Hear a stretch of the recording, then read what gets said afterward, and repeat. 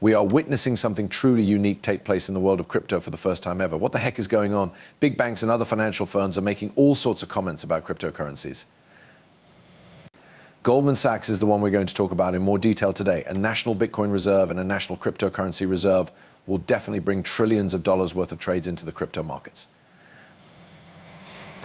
They have been saying a lot of very interesting things about Bitcoin, cryptocurrency, and general politics in these two groups. Now, don't even bring this up. What's going to happen in the banking industry, which is likely to be even bigger for gold than what I said at the beginning of the movie. So make sure you listen all the way to the end. We're going to talk about some really cool stuff, so please hit that like and follow button. I worked hard on this, so let's start. First, I'm going to talk about a Bitcoin saving, because this is a very important moment. As well, Solomon A., very important member at Goldman Sachs, talked about the future and growing debate about Bitcoin's ability to serve as a reserve asset and store value for people, businesses, and even whole countries. If you haven't been living under a rock lately, you probably haven't heard that Donald Trump has been talking about making Bitcoin the US's reserve currency. Since the US is the world's largest economy, it's pretty big news that they use a coin as their backup asset. And of course, many Bitcoin and cryptocurrency experts have been talking about how great it would be if the US did this for them. Number one has to do with their bills. Now, Michael Saylor thinks that the country that issues their own paper currency first and then starts to accumulate Bitcoin has the best chance of becoming the next world power. Now, a few countries are already doing this. El Salvador is the first, and I will say that they have turned their country totally around. Now, Michael Saylor brought up the idea that Bitcoin could help countries like the US get rid of their growing national debt within 20 years. In case you didn't know, the US owes about $35 trillion right now. Just a few days ago, it reached a new all-time high. That is, without a doubt, a huge number that needs to be dealt with. For the most part, the US wants their national debt to be about the same size as their annual GDP. However, even that amount is too high in case of a global war, which is becoming more and more possible every year. We've been seeing Senator, in the same way Cynthia Loomis says that Bitcoin can help the US lower its growing debt. She has also proposed a new bill that would make Bitcoin a strategic reserve asset for the country that can only be used to lower the debt. This is really cool because we all know what happens when the US starts using Bitcoin as a national reserve currency. First, it's clear that Bitcoin will go through the roof and reach levels we've never seen before. But at the same time, that cash will start to trickle down. As you can see, this means that altcoins have a huge chance of becoming very flexible. To add to that, Loomis said the same thing on social media. On July 30th, the US national debt has crossed the $35 trillion mark, and Bitcoin could help rein it in. This is going to be a big part of everything going forward. This is already being done by Donald J. Trump. Kamala Harris is still saying that she is changing the focus of her whole government to include more cryptocurrency-related topics. But here's the thing, the CEO of Goldman Sachs said a lot more about Bitcoin and what kind of short-term promise we can expect for it and other cryptocurrencies. That means we need to look into it more. In a nutshell, Solomon was saying that Bitcoin will be up against things like gold. If you don't know, the market value of gold ranges from 13 to 16 trillion pounds, right? That's a very large amount. Bitcoin's market value is just above $1 trillion right now. That's already more than 10 times the value of the Bitcoin today, which would make it worth $610,000.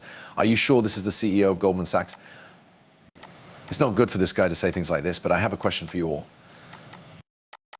Solana, what do you think will happen if Bitcoin goes 10x? XRP, what do you think? Cardano, what do you think? What do you think these different cryptocurrencies will do? I can tell you, it's going to be crazy.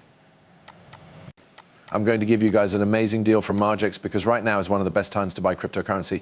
If you just trade on their exchange, you'll get access to thousands of dollars in bonus funds and be able to make a lot more money on all your trades. Also, if you use my referral code Levy20, you will get huge savings on all of your trades. It's also very easy to start trading.